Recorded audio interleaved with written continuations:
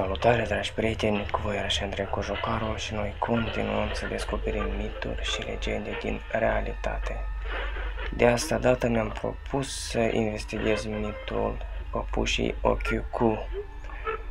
Așa, și evident că am făcut un studiu, o mică investigație pe marginea acestui subiect, despre care voi vorbi în continuare. Dar, înainte de a trece mai departe, aș vrea să vă mai aduc aminte despre site-ul bloguldemituri.ro. Despre acesta am vorbit și în videoclipul precedent, dar trebuie să menționez ceva. Acest site este creat pentru voi, dragi prieteni, astfel încât puteți trimite și voi lucrări pentru a fi publicate aici, chiar dacă faceți mituri și legende din GTA San Andreas, GTA 3, GTA Vice City sau din realitate, sau dacă vă place să scrieți povești de groază, tot pot fi publicate aici, chiar și păreri despre mituri, pentru că sunt categorii despre care puteți scrie. Evident că aceste lucrări le puteți trimite pe office@bloguldemituri.ro. Ceea ce v-aș ruga acolo să faceți este să, dacă îmi trimiteți texte ok și o fotografie de o mărime foarte mică, undeva 100-200 de kilobyte să fie, și dacă vreți să fie publicat video, atunci îmi trimiteți doar linkul la video și o scurtă descriere, pentru că pe site încă nu am atât de mult spațiu, chiar și dacă voi avea mult spațiu, nu voi adăuga direct video pe site. Și așa,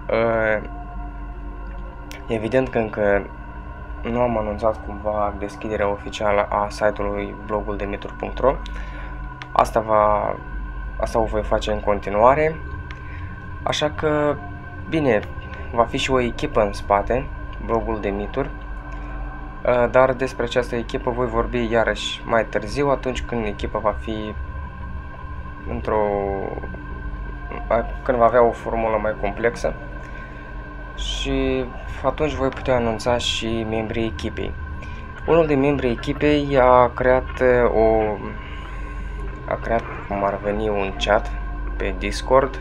Găsiți link-ul în descriere, este o chestie foarte interesantă, acolo vom putea vorbi, vom veni cu sugestii și tot așa mai departe. Ceea ce am creat noi, vreau să spun noi pentru că îmi dau seama că atunci când lucrezi în echipă e mult mai bine și mult mai productiv. Mi-am dat seama că sunt multe lucruri de investigat și trebuie să trecem neapărat la muncă. În fine, cam prea multă publicitate într-un video atât de scurt. Da, noi trecem mai departe la investigații. Povestea păpușei Okiuku. Evident că pe această lume există foarte multe păpuși înfiorătoare, mai ales alea care sunt lăsate de izbeliște într-o cameră uitată sau în grădină. Și atunci când întâmplător le găsești, pur și simplu te sperii de ele, pentru că se deformează, parcă prind și ele un fel de viață de fantomă, cum ar veni. Dar ce vezi zice de o păpușă posedată de fantoma unei fete? Atunci vă propun să o cunoașteți pe păpușa japoneză Okiuku, numită așa după numele primului proprietar. Potrivit legendei, păpușa este destul de mare, de 40 de centimetri înălțime, poartă un kimono și are un păr care crește. Atenție, care crește. Părul păpușii crește și tot potrivit legendei, părul acestei păpușe se taie anual. Această păpușă poate fi găsită în templul Menenji. Legenda spune că un adolescent a cumpărat această păpușă pentru sora lui de 2 ani, Okiuku, așa o chema pe fetiță, care a fost și primul proprietar al acestei păpuși. Ea se juca zilnic cu păpușa, o îmbrăca, vorbea cu ea, însă, în mod tragic, prietenia lor a fost de scurtă durată. Fetița a murit. Evident că familia nu a vrut să arunce păpușa. Cred că au vrut să păstreze o amintire a acestei fetițe. Însă, după ceva timp, aceștia au observat că părul păpușii creștea, astfel încât au ajuns la concluzia că spiritul fiicei lor locuia în păpușă. În 1938, ei au luat decizia de a oferi păpușa unui templu, unde a rămas până în ziua de azi. Aceasta a fost povestea Păpușii Ochiucu, dragi prieteni, scurtă și la temă, cu detalii suficiente pentru a trece la investigația noastră. Evident că mi-am pus niște întrebări după lectura acestei povești, în fine, acestui mit, și vreau să vorbim în continuare despre ceva, despre cum crește părul. Aici este foarte important de menționat cum crește părul.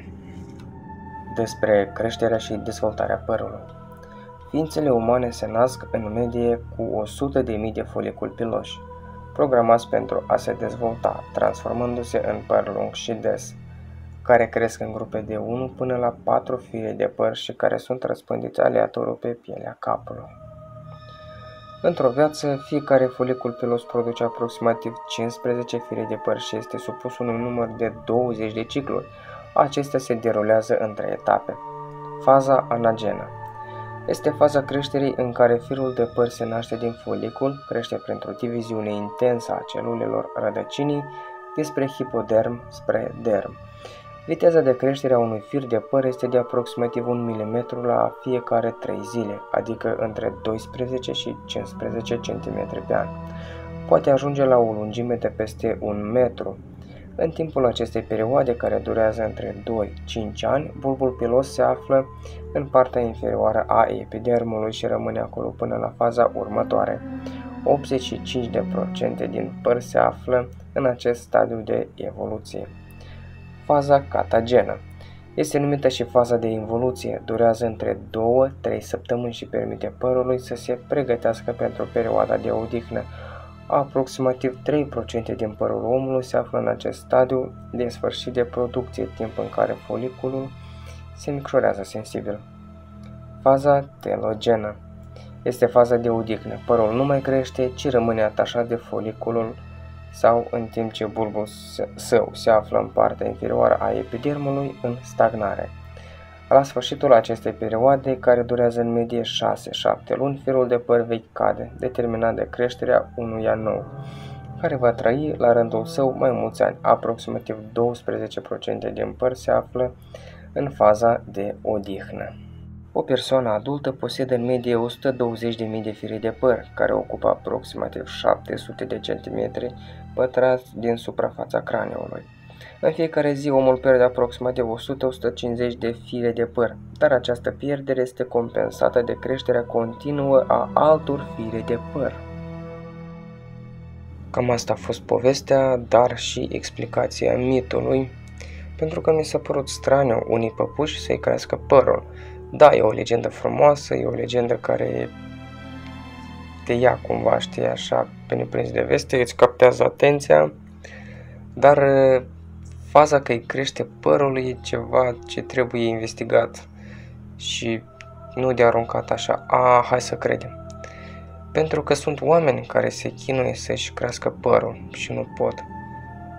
Iar multe studii medicale, mai exact, vorbesc mai multe lucruri decât aș putea eu și cred că mai precis decât mine, pentru că părul, rădăcina părului este partea vie a firului de păr, iar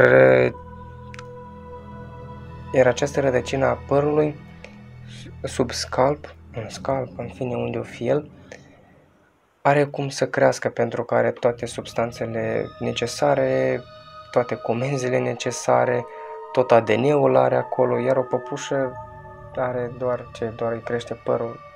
What? Cum? În fine, legenda este frumoasă, dar trebuie să fim foarte atenți și să ne punem unele întrebări atunci când vedem ceva în mituri. Da, dragi prieteni, asta este povestea despre care am vrut să vorbesc astăzi.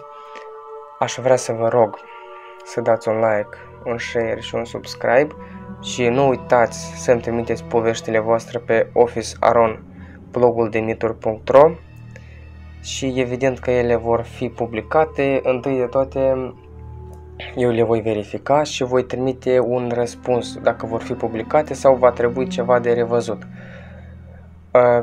Da, și nu uitați că în descriere vor fi mai multe linkuri la Discord, la pagina de Facebook pe care vreau să o reanimez, să o pun și pe în funcțiune.